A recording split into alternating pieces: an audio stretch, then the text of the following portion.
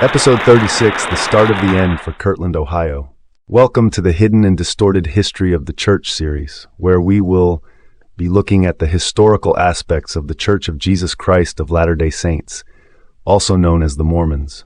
In this series, I will try and inform those unaware of the true facts of Mormon history. Recap. Last week, we uncovered how Joseph Smith and the First Presidency ousted non-Mormon Justice of the Peace Ariel Hansen from town, conveniently replacing him with Oliver Cowdery. We also exposed the origins of tithing, a modest 2% of one's excess possessions, and witnessed Sidney Rigdon announce the end of paper notes for the Kirtland Safety Society, demanding hard assets instead. Meanwhile, Grandison Newell dragged Joseph Smith to court on serious accusations, only for Smith to blatantly dodge the proceedings. This week, the drama intensifies. The Kirtland Temple comes under siege. Parley P. Pratt publicly challenges Joseph Smith over broken land promises, threatening legal action. Smith himself faces charges of conspiracy to commit murder against Grandison Newell, and Pratt releases a voice of warning, a fiery book that would catapult Mormonism into the public eye. Stay tuned. This is history you won't want to miss. Part 1. Kirtland Temple sieged. In the spring and summer of 1837, Kirtland, Ohio, became a focal point for rising tensions within the early Latter-day Saint movement. Financial turmoil, legal disputes, and discontent with church leadership came to a head, leading to one of the most dramatic events in early Mormon history, the Kirtland Temple standoff. At the center of the conflict was Warren Parrish, a former close associate of Joseph Smith. Parrish, who had served as a scribe and financial secretary, grew increasingly critical of Smith's leadership, especially after the Kirtland Safety Society failed and left many in financial ruin. Anger over the church's financial dealings was widespread, and Parrish became a voice for the disillusioned. By May 1837, the dissatisfaction had reached a boiling point. Parrish led a group of dissenters, including 6 of the 12 apostles, in an attempt to take control of the church. Among those who joined him were Luke S. Johnson and John F. Boynton, members of the original 12 apostles, and even Martin Harris, one of the 3 witnesses to the Book of Mormon. They viewed themselves as defenders of the faith, opposed to what they saw as corruption under Joseph Smith's leadership. The dissenters made a bold move, storming the Kirtland Temple to assert their authority. The temple became the battleground for a church struggling to define its future. Parrish and his followers believed they were the rightful stewards of the church, but their movement quickly faced opposition. Internal disputes and the loyalty many still felt toward Joseph Smith led to cracks in the dissident faction.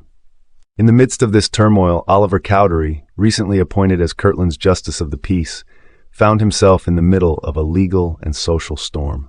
The failure of the Kirtland Safety Society had fueled unrest, and Cowdery's new role came at a pivotal time.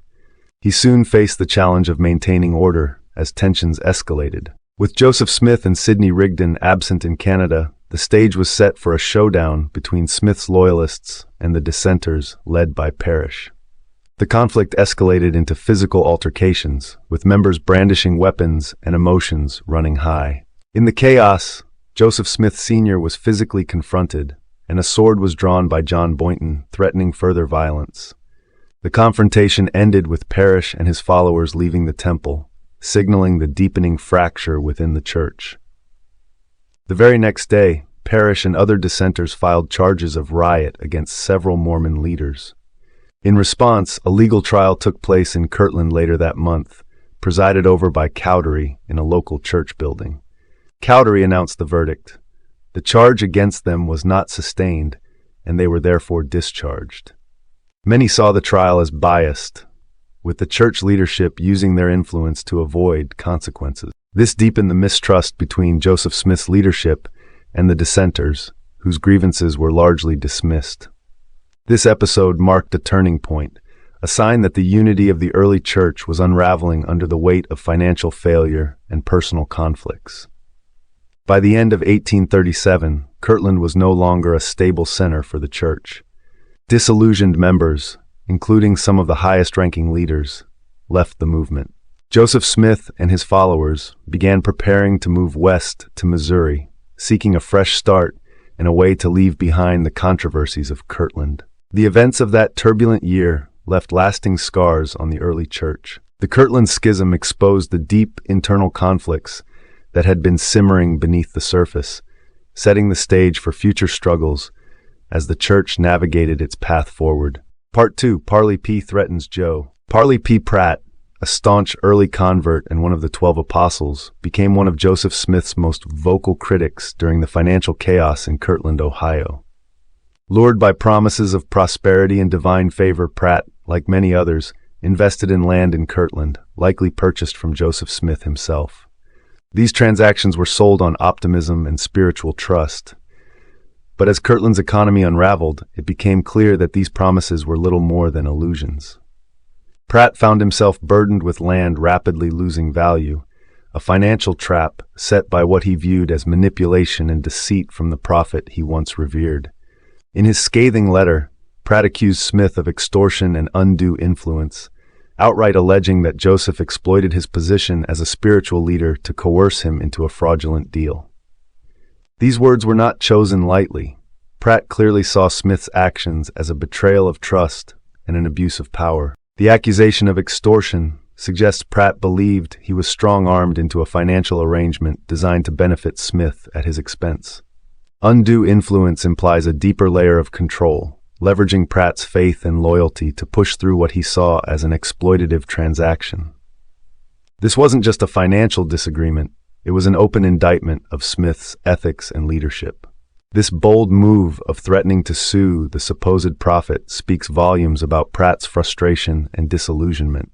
To threaten legal action against the very figurehead of the church was tantamount to rebellion, yet Pratt was prepared to take that step, knowing full well it could bring his loyalty into question. Pratt's dissatisfaction wasn't an isolated incident. The financial collapse of the Kirtland Safety Society and the plummeting land values sparked widespread outrage among church members, especially those who had been encouraged, if not pressured, by Joseph Smith to invest. Many leaders, including members of the 12, began to question whether the prophet's divine revelations were genuinely inspired or merely opportunistic schemes. Despite this claimed betrayal, Pratt ultimately chose not to leave the church, but his letter remains a damning indictment of Smith's financial dealings. This period of discontent and chaos led to fractures within the church, the collapse of its economic foundations in Kirtland, and a forced exodus to Missouri. Pratt's accusations are a stark reminder of the darker side of Joseph Smith's leadership, one where spiritual manipulation and financial greed seem to intertwine, leaving ruin in their wake. This incident is emblematic of the early church's struggles, where faith was too often exploited as a tool for profit, and loyalty to Joseph Smith came at a steep personal cost for his followers. Part 3. Newell's attempted removal. In 1837, Grandison Newell accused Joseph Smith of conspiring to have him killed. Newell's opposition to Smith was well known in Kirtland. He was a prominent local businessman and a vocal critic of Smith and the church.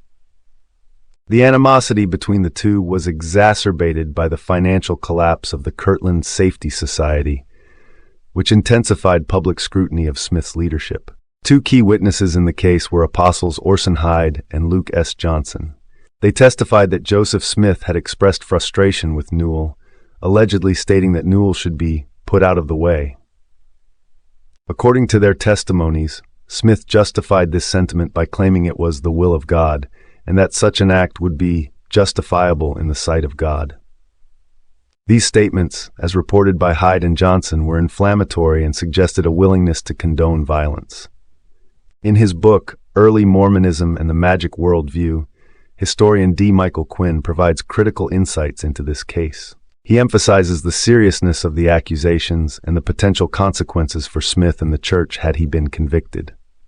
Quinn writes, "The testimonies of Hyde and Johnson reveal a dangerous intersection of religious zeal and personal animosity, where divine justification was invoked for statements that bordered on incitement.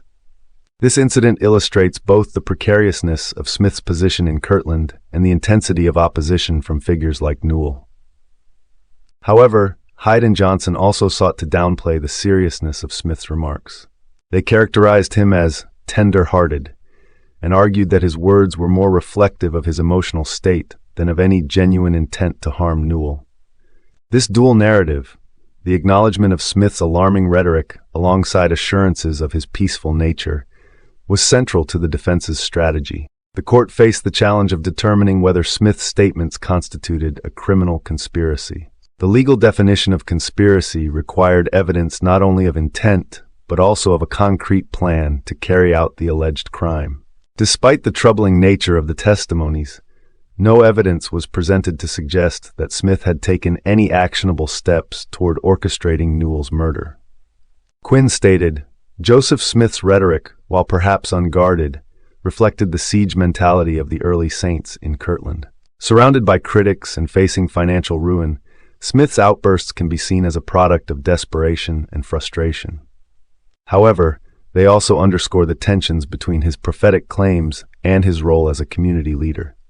Ultimately, the lack of evidence led to Smith's acquittal. The court concluded that while his statements were provocative and unwise, they did not meet the threshold for a criminal conspiracy. In discussing the acquittal, Quinn notes, "The court's decision to acquit Smith hinged on the absence of concrete evidence of conspiracy. Yet, the fact that such allegations were even brought to trial demonstrates the extent to which Smith's leadership was under attack, both from external critics and from disillusioned followers within the church." The trial had significant repercussions for Joseph Smith and the church. Although Smith was acquitted, the incident further damaged his reputation in Kirtland. Critics seized upon the trial as evidence of his unsuitability as a leader, while members were left to reconcile their faith in Smith with the troubling allegations against him. Part 4, Parley P gains a small victory. Parley P. Pratt's A Voice of Warning, first published in 1837, is one of the earliest and most influential publications in Mormon history. Pratt's A Voice of Warning presents Mormonism as the fulfillment of biblical prophecy, emphasizing themes such as the restoration of the gospel, the gathering of Israel, and the impending second coming of Jesus Christ. Written in an accessible and compelling style, the book appealed to those familiar with the Bible, as it framed Mormonism as the continuation and completion of scriptural teachings. The book is notable for its logical structure, persuasive rhetoric, and deep reliance on scripture, which made it a potent missionary tool. It was widely circulated and went through several editions, becoming a cornerstone of early Latter-day Saint missionary efforts. What is striking about the 1837 edition of A Voice of Warning is the complete absence of any mention of Joseph Smith's first vision, the account of God the Father and Jesus Christ appearing to Smith in 1820. This omission is significant because the first vision is now one of the foundational narratives of the LDS Church, used to establish Joseph Smith's prophetic authority and the divine origin of the Church. The omission of the first vision reflects its limited prominence in early Mormon teachings. During the 1830s, the focus of Mormon missionary work was on the Book of Mormon, the gathering of Israel, and the restoration of priesthood authority. The first vision did not gain widespread attention or become a central narrative until later in the 19th century, as the Church sought to solidify its distinct theological identity. Despite the absence of the first vision, A Voice of Warning was a critical tool in establishing the early Church and spreading its teachings. It laid a doctrinal foundation that resonated with thousands of converts and helped shape the narrative of Mormonism during its formative years.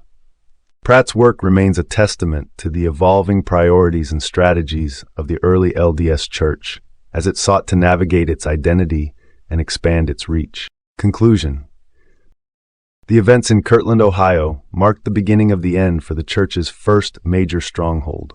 Financial chaos, dissent, and accusations of conspiracy against Joseph Smith unraveled the community, exposing the cracks in early Mormon leadership. From the siege of the Kirtland Temple to Parley P. Pratt's public grievances and Grandison Newell's accusations, the turmoil painted a stark picture of a church at war with itself.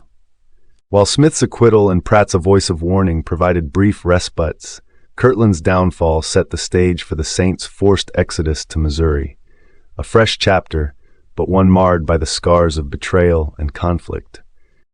Please watch for future videos, and thank you so kindly for watching. This is the Ex-Mormon Informant signing off for the day.